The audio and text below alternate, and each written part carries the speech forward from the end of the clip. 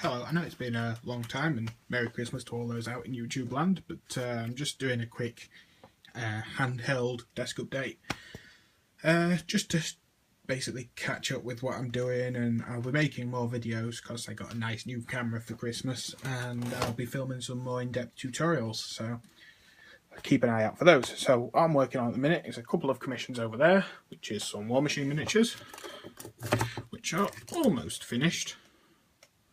Just a bit more washing and highlighting, and then a bit of detail work, and then they're finished. Also got some Imperial Assault down there that are all primed, just awaiting painting. But this is the thing I'm currently working on, in between waiting for coats to dry, etc. This is a lighting set for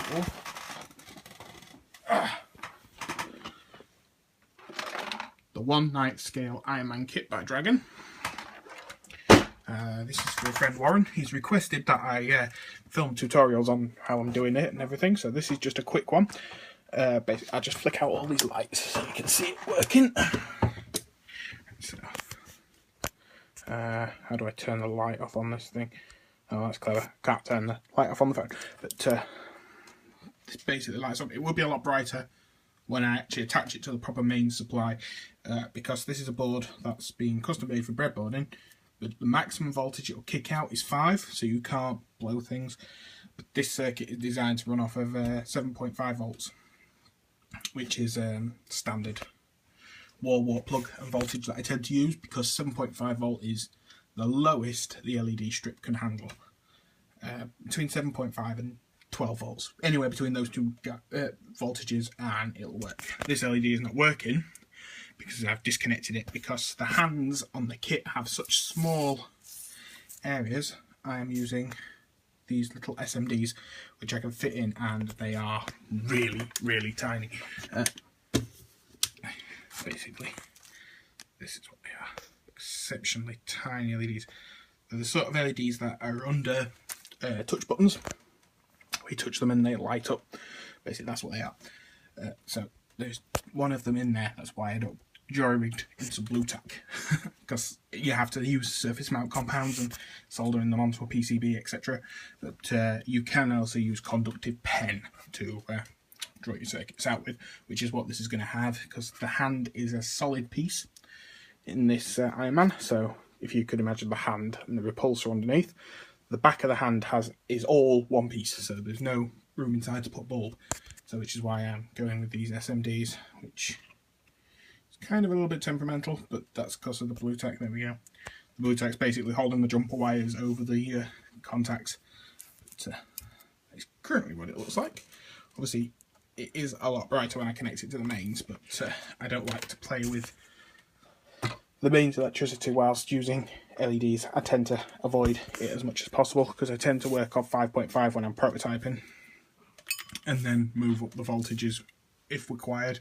But I tend to use 7.5 for the LED strip anyway, which is going to be going in the base.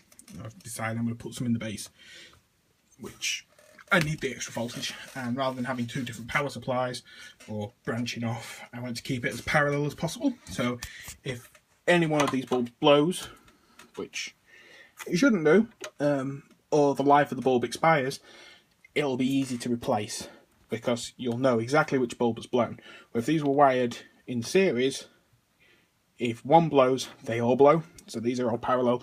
They all share the same positive, which is coming from the power supply over to this bang here, which I have just connected them, but that is going to be the switch for the kit.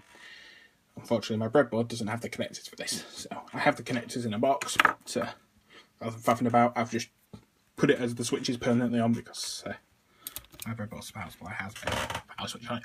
Then this runs from here to a resistor, which is a 2.2 k ohm resistor, which then the power lead from this runs to this anode of this bulb, and then there'll be another resistor put in there, and then to this one there'll be another resistor, and two hands will share the same resistor, because these two are wired in parallel.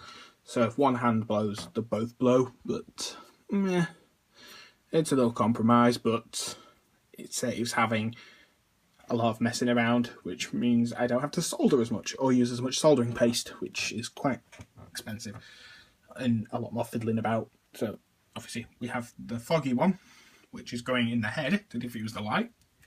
This is a clear, ultra bright 3.3 volt white LED, which is going to be for the arc reactor, which I'm going to modify. There'll also be a tutorial on how to make these LEDs into flat mounted LEDs, which there was one around somewhere that I've done, but I appear to have mislaid it. Oh no, there it is. It's fallen behind my vise. There it is. Basically how to turn a normal LED, rounded LED, into a flat ended LED. Come on, focus. There you go. It's very simple, but you just got to be really careful, so I'll explain how this works. So, thank you for watching, and I'll be doing some more updates, and I'll be setting up the nice new camera, so I'll be doing a test video as well. So thank you very much, and thanks for watching.